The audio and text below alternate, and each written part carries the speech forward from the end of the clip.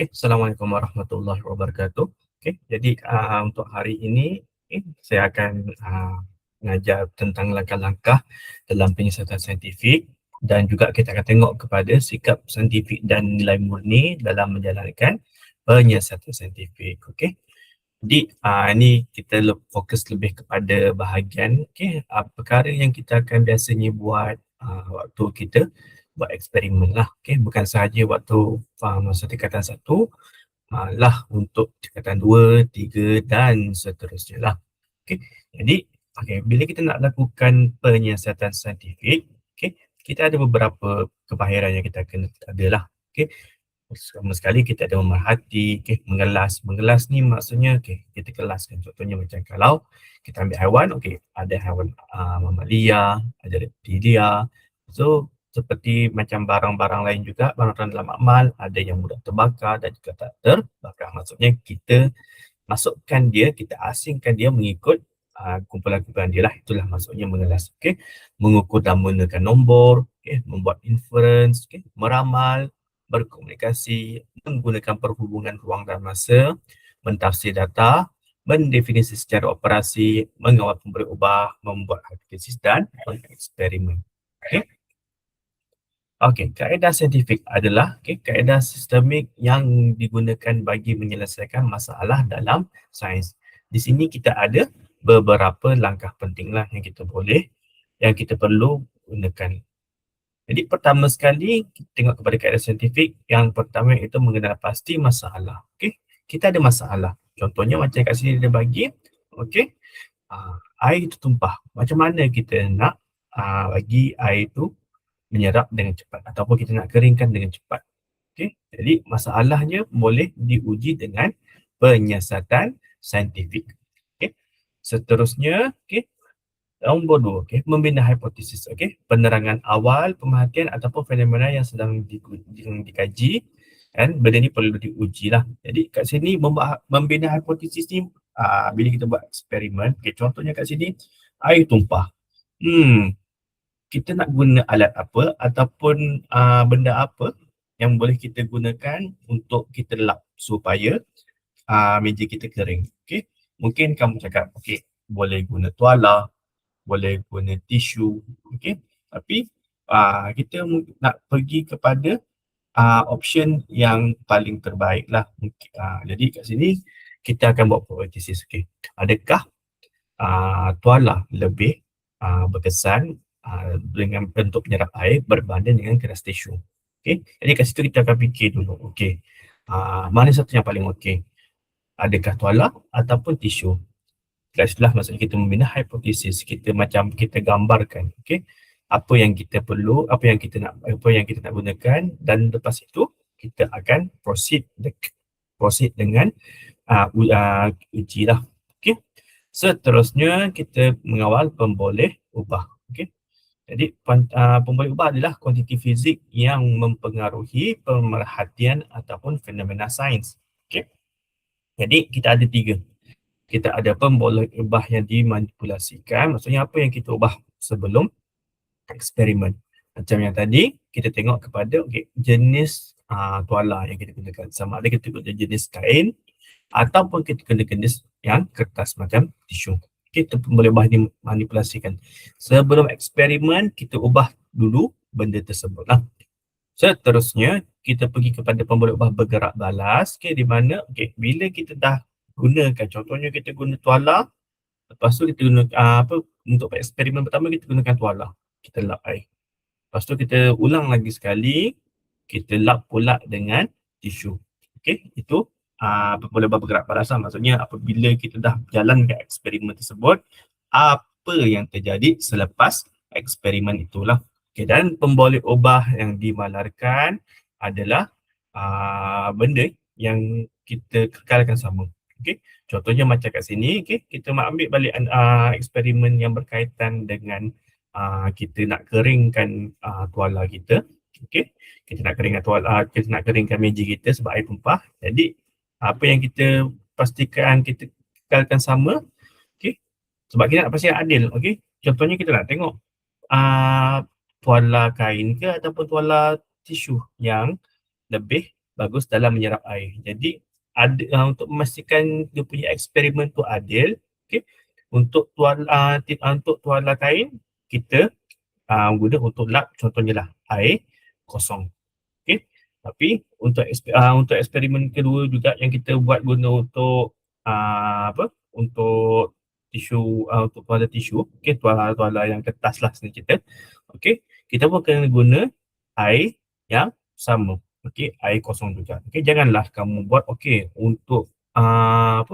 untuk tuala kain kita guna air gula. Tiba untuk air untuk tisu yang untuk kertas tisu tadi kamu guna air biasa, air kosong. Jadi kita tak dapat nak bandingkan sebabnya dia punya situasi ataupun masalah yang diselesaikan tu adalah berbeza.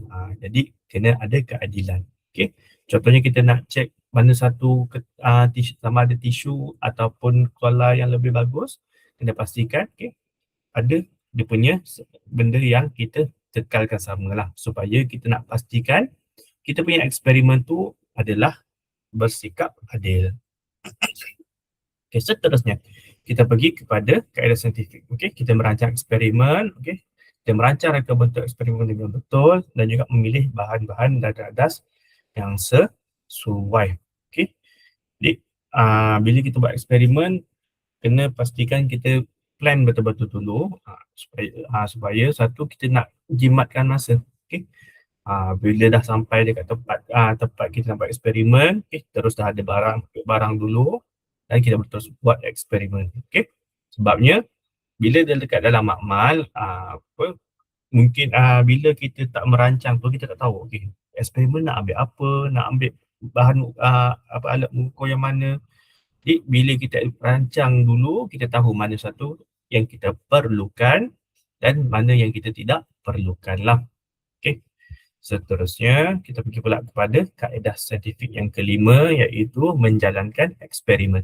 Okey. Jadi apabila kita menjalankan eksperimen, kita kena pastikanlah langkah berjaga-jaga mesti diamalkan pada setiap masa. Okey. Bukan sahaja sebab kita nak pastikan data yang kita dapat adalah yang lebih tepat, tapi kita nak juga pastikan bila kita berjaga-jaga ni kita pastikan kita kawan kita dan diri kita sendirilah berada dalam keadaan selamat. Okey, contohnya macam kalau kita tengah buat eksperimen yang berkaitan dengan air dan juga tuala tadi. Okey. Jadi kita buat eksperimen tu berhati-hati supaya satu kita dapat data yang tepat dan kita mengelakkan daripada apa-apa masalah ataupun kemalangan yang tidak diingini. Okey. Seterusnya, bila dah buat eksperimen, apa yang membezakan antara kita main-main air dengan kita actually membuat eksperimen adalah kita kena mengumpul data. Okey, jadi bila kumpul data ni kena lakukan secara berhati-hati, okey, menggunakan alat yang sesuai, okey. Dan juga mengambil kira ralat rawak atau sistematik. Okey, bila kita nak pastikan tak ada ralat okey, ukuran kita ulanglah sekurang-kurangnya 3 kali. Okey, maksudnya kita boleh dapatkan dia punya purata. Okey. Dan bila kita kumpul data, gunakan jadual untuk merekod data. Okey. Contohnya macam kalau eksperimen yang berkaitan dengan kita nak tengok mana yang lebih banyak serap air. Adakah tuala kain ataupun tisu kertas. Okey. Jadi kita dah lap, lepas tu kita perahkan ke dalam satu bekas. Okey, bekas yang ada dia punya sukatan dia lah. Okey. Jadi bila sekali tu kita masukkan dalam dia punya air tu dalam bekas, kita ukur. Ulang lagi sekali. Kita buat benda yang sama. Lepas tu, kita ulang lagi sekali sampai cukup 3 kali supaya kita nak pastikan bacaan kita tu kita dah boleh dapatkan purata. Okey.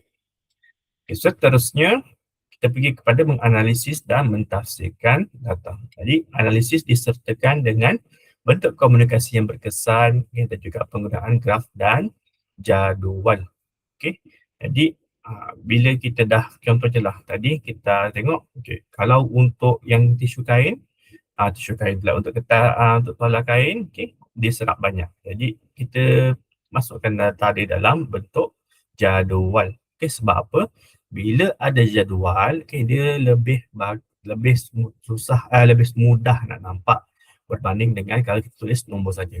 Tulis nombor tu tak ada masalah. Itu adalah salah satu step sebab kita tengah kita dapatkan data. Contohnya macam kalau dekat sini tadi, mungkin yang dekat tuala kain ni 25 mililiter ataupun 25 sentimeter kubik. Yang ini mungkin dalam 10 sentimeter kubik sahaja ataupun 10 mililiter. Okey. Jadi masa ambil data tak apa, kita tulis nombor saja dulu. Okey. Tapi selepas dah selesai kita punya eksperimen, bila kita kita dah kemas barang, kita nak tafsirkan data tersebut dalam bentuk yang lebih senang untuk kita memahami.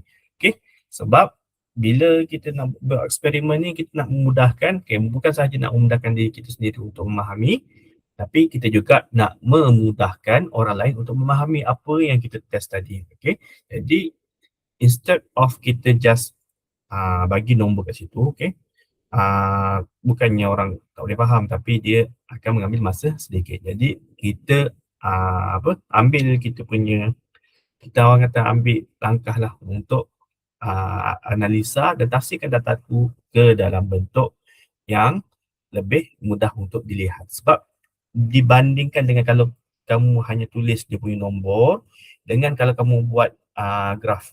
Okay.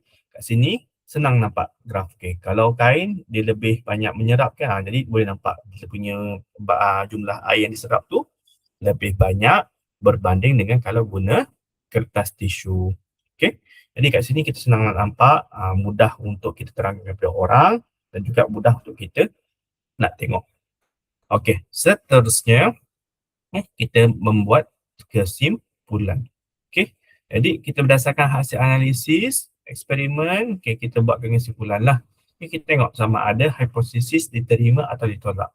Okey, jadi contohnya lah, kalau hipotesis kamu tadi, tuala kain akan menyerap lebih banyak air berbanding dengan tisu kertas. Okey. Jadi kita tanya hipotesis diterima atau tidak. Okey, kalau diterima, kita terima je lah.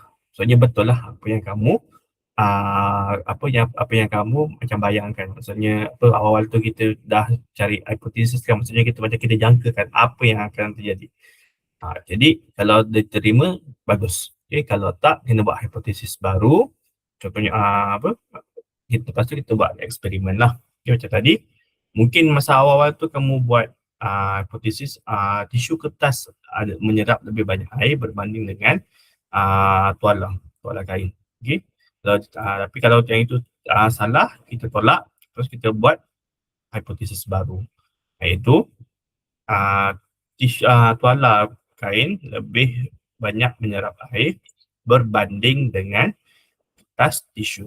Okay. Seterusnya kita dah buat eksperimen semua, kita dah buat hipotesis, kita dah buat jadual, kita dah tafsir data, kita dah buat kesimpulan. Okay. Jadi akhir sekali kita akan menulis laporan. Okay. Jadi bila buat eksperimen, semua data dan maklumat penting perlu disertakanlah dalam laporan. Okay. Ada pernyataan masalah, hipotesis, tujuan, pemberi ubah, bahan dan radas, prosedur, pemerhatian ataupun keputusan, analisis dan tafsiran data dan juga kesimpulan. Seterusnya ini adalah contoh laporan lengkap eksperimen. Yang ini ada dalam buku teks lah. Pertama sekali kita tengok tentang masalah. Contohnya kat sini kita pergi kepada eksperimen ayunan bandul. Di mana kat sini kita tulis pernyataan masalah. Bagaimanakah panjang bandul mempengaruhi masa satu ayunan lengkap. Jadi kat sini kita cakap, kita dah menyatakan masalah dia. Panjang bandul maksudnya kita dari situ kita punya hipotesis. Kalau panjang bandul tu semakin panjang, semakin panjang bandul, semakin panjang tempoh yang diambil untuk satu ayunan lengkap. Lepas tu kita tulis tujuan lah, mengkaji hubungan antara panjang bandul dan juga tempoh ayunan. Lepas tu kita letak pemboleh ubah. kita mengawal pemboleh ubah. Apa yang kita apa yang kita tukar sebelum eksperimen kita adalah panjang bandul. Okey. Lepas tu kedua, pemboleh ubah bergerak balas. Okey. Bila kita ubah panjang bandul tu kita akan tengok okey. Bila bandul tu panjang, masa dia jadi makin lama ke ataupun makin sedikit. Okey. Bila bandul tu kita pendekkan, adakah masa dia akan menjadi lebih lama ataupun lebih pendek. Dan macam saya cakap tadi, okey, kena ada juga pemboleh ubah dimalarkan kita. Okey, di mana okey, kita kena kekalkan beberapa bahagian supaya kita bersikap adil waktu eksperimen tu. Contohnya lah, saya bagi dua situasi. Okey, di mana okey, eksperimen pertama kita ambil 10 cm dia punya panjang. Okey. Lepas tu kita pun gunakan bandul dan kita rekod masa. Okey. Jadi untuk eksperimen kedua kita sekadar ubah dia punya panjang. Contohnya daripada 10 cm tadi kita guna pula 20 cm. Tapi yang lain semua kita kekalkan. Okey, contohnya jisim ladung dan susunan sudut ayunan. Okey. Janganlah kamu masa eksperimen satu, okey, jisim ladung tu kamu guna mungkin dalam 100 gram. Tiba-tiba untuk yang eksperimen kedua kamu guna pula 200 atau 300 gram. Jadi dia tak adil sebab dia punya orang kata situasi dia dah berlainan. Maka dia punya perbandingan tu nanti dia jadi tak setara. Jadi kita tak dapat test lah apakah yang menyebabkan dia punya dia punya masa untuk melengkapkan ayunan tu, siapa sebenarnya yang menyebabkan perbezaan tu, adakah beza panjang ataupun beza dia punya berat ladung. Jadi kena pastikan kita punya boleh malarkan ada. Okay, seterusnya adalah kita merancang kita punya penyiasatan saintifik. Okey. Ni prosedur lah. Pertama sekali kita cakap, okey, untuk yang first eksperimen, okey, kita cakap kita gunakan panjang minimum yang 20 cm kita gunakan. Lepas tu kita tarik bandul tu ke tepi dan dilepaskan supaya sebelah ayunan lengkap dibuat oleh bandul. Dan lepas tu kita rekod dia punya masa yang diambil untuk 10 ayunan lengkap. Dan akhir sekali, okey, dekat prosedur tersebut, okey, sebab kita nak tengok perbezaan antara, contohnya lah kat sini dia cakap yang pertama sekali dia buat 20 cm. Okey, lepas tu kita gunakan 30 cm, 40 cm. Okey, jadi kat situ untuk kat nombor 4 ni eksperimen diulang dengan panjang ayunan bandul yang lain. Okey. Tapi kalau untuk laporan eksperimen ni, prosedur ni perlu tulis dalam ayat pasif. Okey, contohnya lah macam kat sini. Okey, bandul pasangkan, okey, gunakan bandul dengan panjang minimum 20 cm. Tapi bila kita nak buat laporan, kita kena pasifkan ayat dia. Jadi bandul dengan panjang minimum 20 cm telah digunakan. Okey. Yang ini pun lagi satu contoh lah. Okey. Ayat aktif, okey, kita titiskan, kita macam ayat suruhan lah. Okey, titiskan air suling ke atas slide kaca. Ayat pasif dia macam terbalikkan. Okey. Air suling telah dititiskan ke atas slide kaca. Okey. Alright, seterusnya, okey. Nombor 5, kita benarkan data yang dikumpul lah. Macam contohnya kat eksperimen ayunan bandul tadi. Okay, kita dah buat kat 20 cm, 30 cm, 40 dan seterusnya. Okay. Kita buat. Okay. Macam saya cakap tadi, kena pastikan bila buat eksperimen, kena buat 3 kali cubaan supaya kita boleh dapatkan purata dia. Okay. Dan bila kita dah selesai, kita dapatkan data tersebut. Okay. Biasanya benda ni kita buat data tu, maksud kita dapatkan data untuk buat eksperimen tu adalah pada waktu dekat makmal. Okay.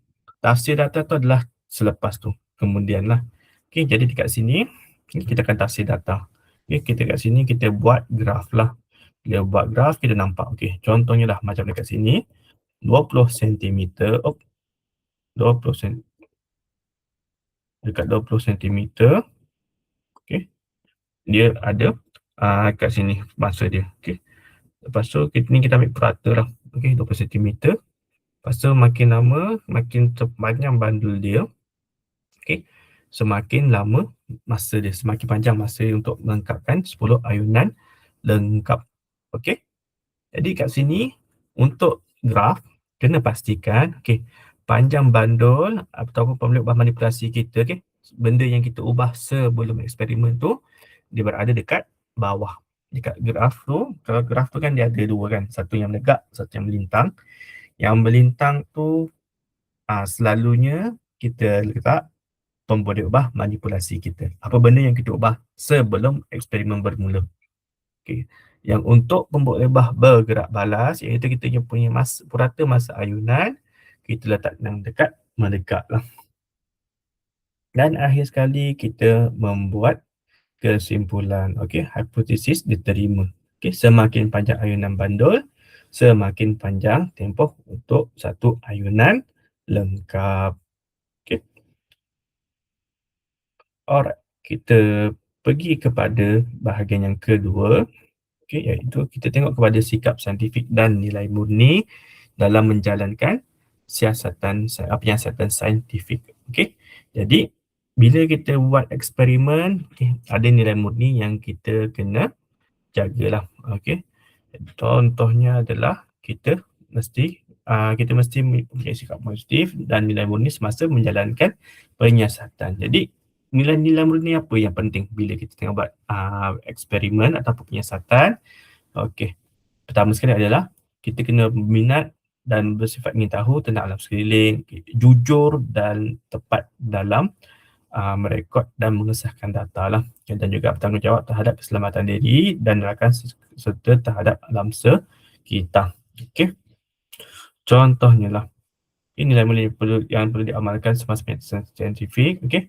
Menyedari bahawa pengetahuan sains merupakan satu cara untuk memahami alam. Okey, kita kena fahami alam. Macam mana benda-benda hidup dekat sekitar kita berlaku. Okey. Seterusnya adalah kita menghargai dan mengamalkan cara hidup bersih dan sihat. Okey. Seterusnya kita menghargai keseimbangan dalam alam semesta jadi. Okey, berhemah tinggi dan hormat menghormati. Jadi bila kita buat eksperimen, kita bukannya buat seorang-seorang saja. Kita ada juga kawan-kawan kita yang buat eksperimen bersama kita. Jadi kena saling berhemah tinggi dan hormat menghormati. Maksudnya tolong menolong. Okey, bila kawan ada memberi pendapat, kita pun dengar. Kalau betul, kita terima. Kalau tak betul, kita betulkan. Jangan kita bersifat selfish. Okey, jangan kita ego sampai ke tahap orang lain nak cakap apa pun tak boleh. Okey. Seterusnya, kita juga kena mensyukuri nikmat alam semula jadi, kurniaan Tuhan. Dan kenapa kita kena buat sikap-sikap saintifik ni semasa penyiasatan saintifik? Okey. Sebabnya adalah, kenapa pentingnya sikap saintifik ni adalah sebab kita nak dapatkan keputusan yang lebih tepat. Okey. Selain itu, kita juga nak menjadi pembuat keputusan yang berkesan. Okey. Jadi bila kita amalkan sikap-sikap saintifik tersebut, kita jujur, maksudnya bila data tak betul tu tak adalah, maksudnya contohnya lah data kamu tak betul, tapi mungkin lah contohnya kamu buat eksperimen nak test satu makanan ataupun suplemen tu elok tak untuk badan, tapi tiba-tiba tengok tak elok, tapi orang lain mungkin company besar tu dia bayar kamu. Sebagai seorang saintis yang bagus, kita tak akan ambil duit tersebut dan kita ubah suai data supaya asalnya suplemen tu dia tak elok pun untuk kita, tapi sebab kan duit, kita pun ambil duit tu dan kita ubah suai kita punya data. Maksudnya kita tak tepat.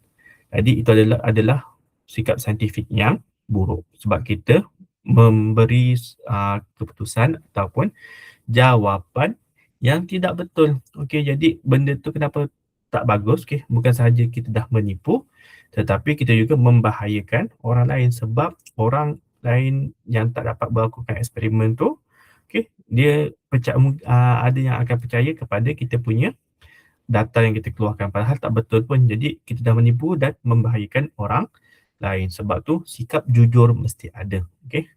Ada data yang tak mungkin yang tak kena dengan apa yang mungkin company nak ataupun syarikat supplement tu nak, kita tak boleh nak ubah-ubah macam tu je.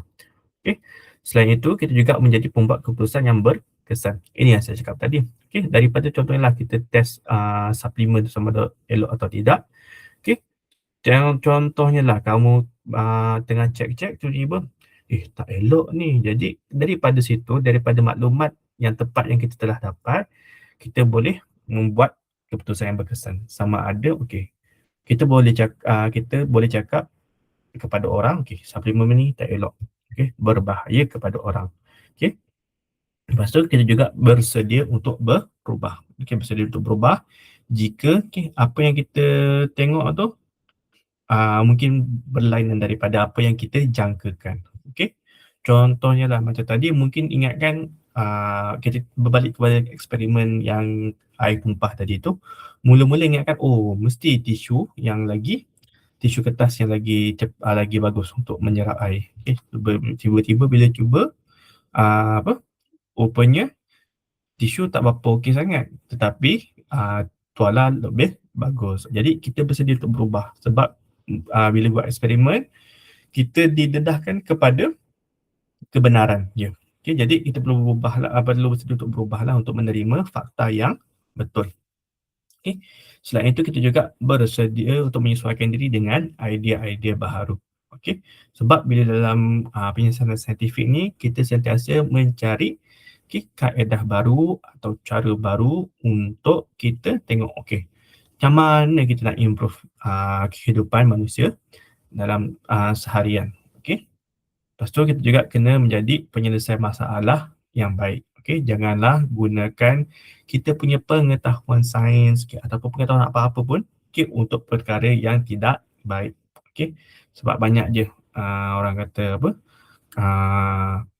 buat ubat tapi last jadi pengedar dadah. Sebab digunakan pengetahuan sains untuk membuat bahan-bahan tu digunakan untuk mendapatkan keuntungan semata-mata dan merosakkan anak bangsa. Itu maksudnya menjadi penyelesaian masalah yang baik lah. Maksudnya patutnya boleh gunakan pengetahuan tu untuk contohnya lah buat ubat yang boleh elakkan penyakit, tapi last tiba-tiba jadi jahat dua dadah pula. Tak boleh lah macam tu. Gunakan kita punya pengetahuan tu untuk perkara yang baik. Dan juga kita harus menjadi penyelidik yang bertanggungjawab dan kreatif. Jadi bila contohnya lah ada masalah yang kita tak dapat selesaikan, kita sentiasa mencari alternatif yang baru untuk selesaikan masalah tersebut. Alright. Itu adalah terakhir untuk yang sikap saintifik ni. Alright. Kita masuk sikit kepada bahagian ketumpatan untuk refresh balik. Jadi ketumpatan adalah jisim per unit isi padu bahan tersebut lah. Jadi ini rumus kita. Ketumpatan adalah gram maksudnya bahagi. Gram dibahagi dengan isi padu iaitu sentimeter kubik. Kubik tu maksudnya isi padu. Bentuk 3 dimensi. Jadi kita tengok kepada contoh dia. Cara untuk pengiraan ketumpatan. Jadi contohnya kat sini dia cakap jisim dia adalah 230 gram. Setelah 50 cm kubik cecair X tertuang dalamnya, jisim silinder penyukat dan cecair menjadi 320 gram. Berapakah ketumpatan cecair? Jadi bila dapat soalan yang ada bekas ni, sebabnya ialah kalau contohnya kamu nak ukur air kan, contohnya air suling, takkanlah nak tuang direct air tu ke atas kamu punya penimbang. Contohnya lah macam kamu tolong mak buat kuih ke ataupun dengan timbang sesuatu dekat atas serat dekat kita punya penimbang berat tu, kita mesti letak tak kisahlah sama ada air ataupun tepung, kita takkan terus letak direct dekat atas penimbang. Nanti jadi kotor dan bersepah. Jadi biasanya kita akan letak dalam satu bekas. Okey. Bila bekas tu sepatutnya kita kena ukur berat dia dulu. Ukur berat. Lepas tu baru kita masukkan kita punya macam tepung tadi ataupun air kita. Okey. Supaya lepas tu bila kita dah tahu dia punya berat bekas, jadi masa kita nak mengira dia punya ketumpatan tu, okey, first kali kita kena dapatkan, contohnya kat sini cecair X, okey. Kita kena tolak dulu dengan berat bekas tersebut. Kat sini silinder penukat lah. Okey. Dan kat sini kita pun dah ada dia punya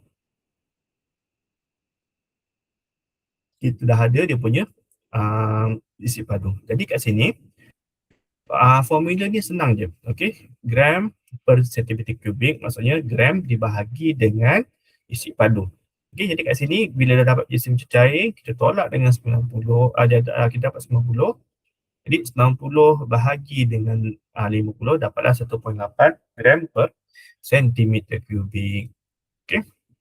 Tu kalau untuk objek yang kita tahu dia punya jumlah isi padu dia. Okey. Tapi kalau objek yang tak sekata macam batu ataupun cegerang-cegerang yang kamu jumpa dekat tepi pantai ke apa, kita gunakan kaedah sesaran air. Okey, di mana kita letak air dulu sikit. Okey. Letak mungkin dalam 15 cm, lepas tu kita akan ikat contohnya lah cegerang ataupun batu tadi tu, kita masukkan ke dalam air. Okey, kita tengok berapa banyak naik air tersebut lah. Jadi bila dah dapat macam tu, okey, kita kita dapatlah dia punya isi padu untuk objek yang tak sekata. Okey. Jadi untuk yang ni, okey, bila sebabnya kita nak dapatkan jisim dengan isi padu supaya kita boleh kira ketumpatan. Okey. Jadi bila untuk nak dapatkan yang ini, first kali kita timbang dulu cegerang kita ataupun batu kita. Lepas tu baru kita gunakan kaedah ini. Kaedah ini adalah untuk dapatkan dia punya isi padu dulu, isi padu saja. Okey. Ini bukanlah dia punya bacaan ketumpatan dia, okey, tapi ketumpatan kalau untuk dapatkan isi padu kita gunakan metod ni. Kalau untuk dapatkan berat masih guna cara yang sama. Letak atas penimbang, kita tengok berapa berat dia. Untuk menimbang tak ada masalah. Biasanya untuk objek yang tidak sekata ni masalah kepada kita nak kira isi padu. Sebabnya takkan kita nak ukur satu-satu guna pembariskan sebab permukaan dia tidak rata. Okey, jadi kita gunakan kaedah sesaran air. Jadi aplikasi ketumpatan adalah contohnya paling kita senang nampak adalah kita buat air. Okey. Kalau kita buat air yang ada ais, okey. Air ada dekat bawah, okey, dan ais ni berada dekat atas. Sebab apa? Okay, ais adalah kurang tumpat berbanding air. Bila kurang tumpat, dia akan timbul. Okay, yang bahan yang lebih tumpat akan tenggelam. Okay, ataupun ke bawah lah. Okay. Jadi ini contoh ketumpatan beberapa bahan lah. Okay, boleh tengok dekat sini. Okay. Dan ini juga. Okay. Jadi contohnya lah macam kat sini kita tengok kepada merkuri, air tulen dan juga petrol dulu. Okey. Jadi kat sini merkuri 13.60. Okey. Jadi bila kita nak tengok kepada titik perpuluhan ni, kita tengok kepada nombor bulat dulu. Nombor bulat adalah nombor yang berada dekat depan. Okey, sebelum titik perpuluhan ni nombor bulat. Okey. Jadi first kali bila kita nak bandingkan, contohnya lah kat sini kita tengah nak bandingkan petrol, air dan juga merkuri kan. Jadi bila kita nak tengok dia punya perbezaan, dia punya ketumpatan, mana yang akan tenggelam, mana yang akan timbul. Jadi first kali sebelum buat apa-apa, kita tengok kepada nombor bulat. Nombor bulat ni ada kat depan. Okey, 13. Lepas tu yang ini 1, yang ni kosong. Jadi kalau kita tengok kat nombor bulat, 13 ni yang paling besar. Maka yang paling besar dia adalah paling tumpat. Maka dia akan berada dekat bawah bekas. Okay. Antara petrol dengan air tulen, tengok dulu kepada dia punya titik nombor bulat dulu. Okay. Contohnya kat sini, air tulen dia 1. dia lebih besar daripada kosong. Makanya bila kalau nombor depan kalau nombor dekat nombor bulat dia ni dah lebih besar, maksudnya kat sini air akan berada di bawah, maksudnya lebih tumpat berbanding dengan petrol. Petrol adalah 0.8, jadi maka dia akan berada dekat atas air. Okey. Contohnya lah, saya ambil contoh di mana kita ada ais, kita ada gabus. Jadi kita tengok dekat nombor depan dia, ais dengan gabus, dua-dua nombor bulat dia adalah sama. Bila sama, kita tengok kepada nombor perpuluhan baru kita bandingkan. Bila nombor perpuluhan, kat sini gabus ke petrol yang paling tumpat? Sebab depan nombor bulat dah sama dah. Jadi macam kita kena tahu juga mana yang lebih tumpat. Jadi kalau nombor depan ni, nombor bulat dia dah sama, kita bandingkan pula nombor belakangnya. Jadi kat sini petrol adalah lebih tinggi dia punya nombor dia. Maksudnya dia lebih tumpat. Makanya kalau kamu letak ais dengan gabus, ais dengan gabus pula, gabus dengan petrol, maka gabus tu akan timbul, petrol tu akan tenggelam ataupun ke bawah lah. Sama juga dengan yang ini. Di mana kalau kita ada kuprum, air dan juga kita punya gabus. First sekali kita tengok dulu kepada nombor bulat, nombor depannya. Jadi kuprum adalah lebih besar daripada air, maka kuprum akan jatuh ke bawah, air akan berada dekat atas. Lepas tu kita tengok pula, nak tahu kalau kita letak gabus dengan air tulen, gabus tu berada dekat mana? Dia ada sama, adakah dia akan berada dekat bawah juga ataupun dia akan berada dekat atas air? Kita tengok. Air tulen 1.00.